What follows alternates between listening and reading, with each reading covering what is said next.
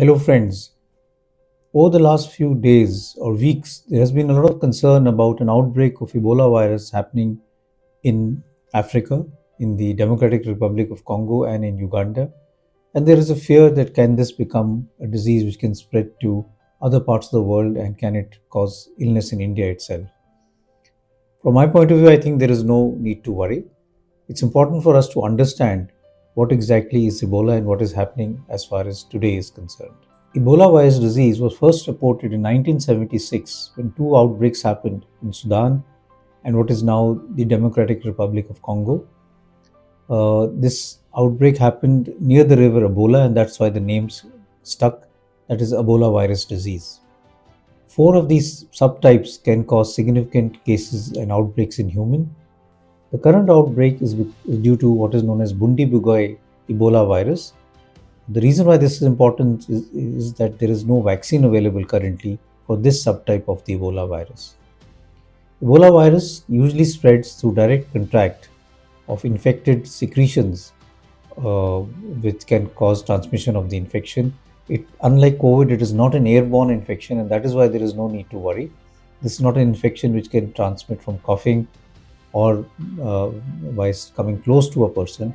Close contact with infected secretions can cause this infection. The incubation period of this is usually 2 to 21 days. And the other important thing to remember is that you are not infectious or you cannot spread the infection during the incubation period. A person can become infectious or can spread the infection if someone comes in close contact with the secretions only when the person has symptoms of Ebola virus disease. The virus is a zoonotic infection. We are seeing a lot of zoonotic outbreaks nowadays. That is, viruses which occur in animal or birds, jump species, and then start causing infection as far as humans are concerned. So Ebola is also a zoonotic infection. It usually causes infection in what is known as fruit flies and is seen predominantly in Central and Western Africa.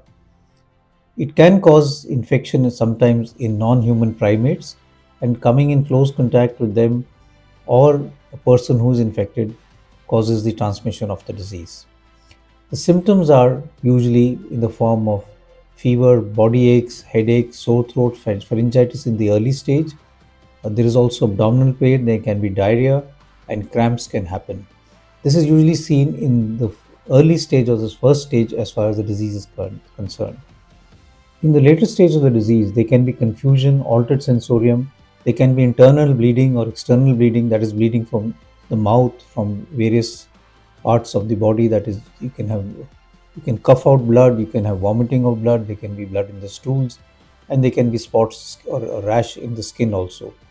This is also usually occurs as a part of the late stage of the disease and can at times be fatal, occurring because of leakage of blood through the capillaries, because of decreased clotting mechanism, and because of what is known as disseminated intravascular coagulation. This can subsequently lead to adult respiratory distress syndromes and respiratory failure.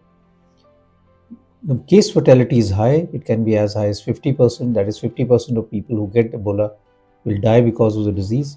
There is no definite treatment for that.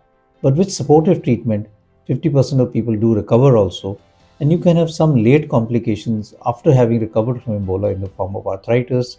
Some eye issues can also be there. There can be joint pain, some body aches, which can persist for some more time.